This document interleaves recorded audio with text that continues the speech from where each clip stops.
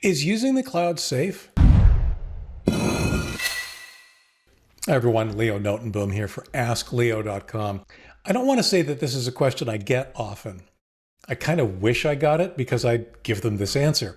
What I get instead are the contrary opinions that basically say, after almost any breach, this is why you shouldn't use the cloud. This is why the cloud is inherently unsafe.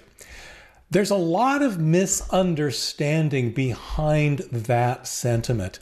And I want to address a couple of them because I honestly believe that not only is the cloud safe, it can be used safely. Avoiding it actually sometimes makes you less safe and certainly keeps you from using your technology to its fullest extent. First of all, we have to understand just what it means to be the cloud. The cloud, the term, is nothing more than marketing, honestly. It's a marketing term that means nothing more than online services. Online services that we think of as things like OneDrive or Dropbox, places to store files, for example, are probably the canonical example of storing things in the cloud, or password managers that store a copy of your encrypted vault in the cloud so that you could use it from multiple different computers. That's the cloud. However, it's way more than that. And I point that out specifically because it's nothing new.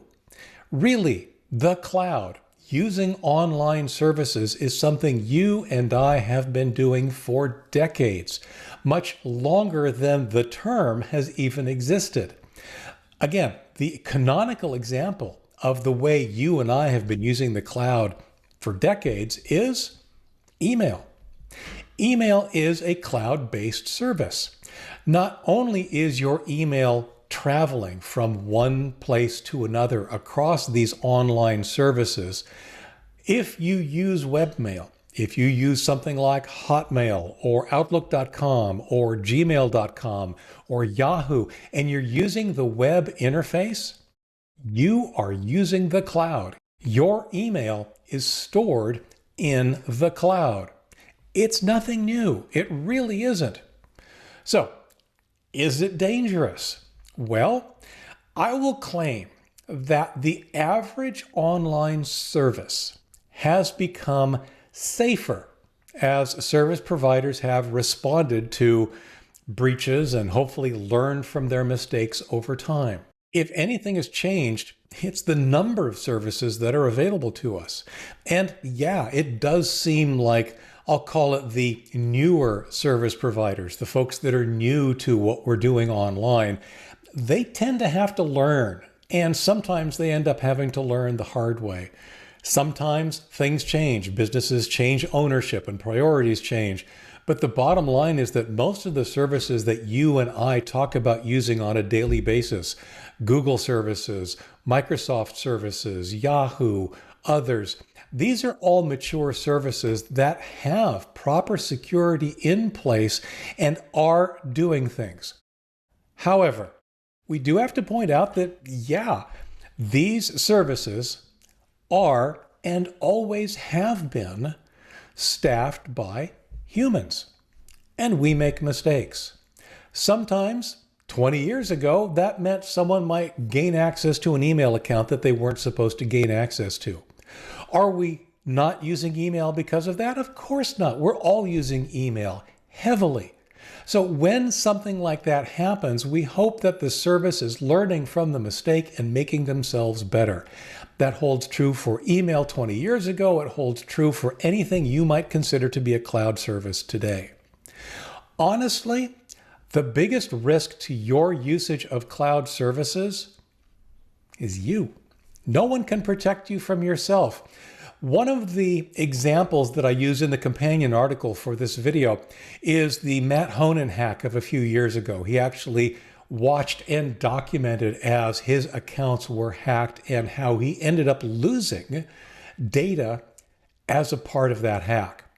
The issue was not, and he will actually tell you this, the issue was not that he didn't want to use cloud services anymore. He believes in them as strongly, if not more so, after the hack than before. No, the reason he lost data he wasn't backed up. You'll admit this. The stuff he had online was only online so that when online went away, yeah, it went away.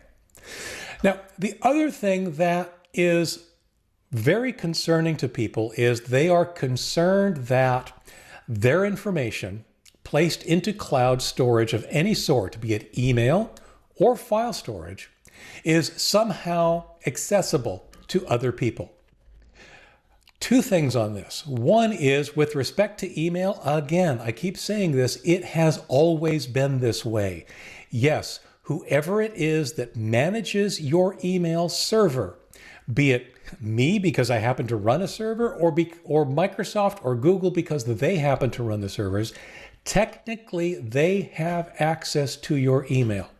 If you don't trust them with that access, don't use them. It's that simple.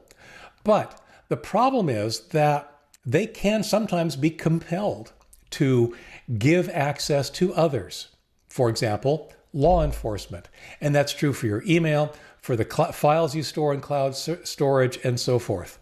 The solution, of course, is encryption. Tools like Cryptomator or other solutions that you might do using 7-Zip or VeraCrypt or other encryption tools, that's how you protect your data in the cloud. With those kind of encryption tools in place, no one can actually access the contents of your files other than you. And to be honest, this is where email, as long as it's been around, is still kind of failing to meet the mark.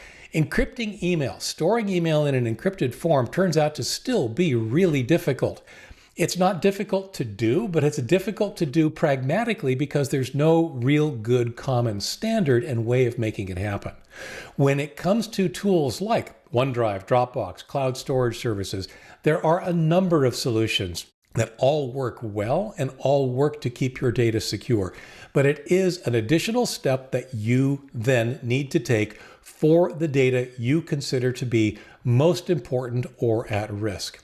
And I have to say, yes, back it up anyway. No matter how secure you think things are, anything can happen at any time. And on top of all of that, it's still on you to keep your account secure. That means strong passwords, two-factor authentication, making sure your recovery information is present and up to date, the litany of things that we talk about often.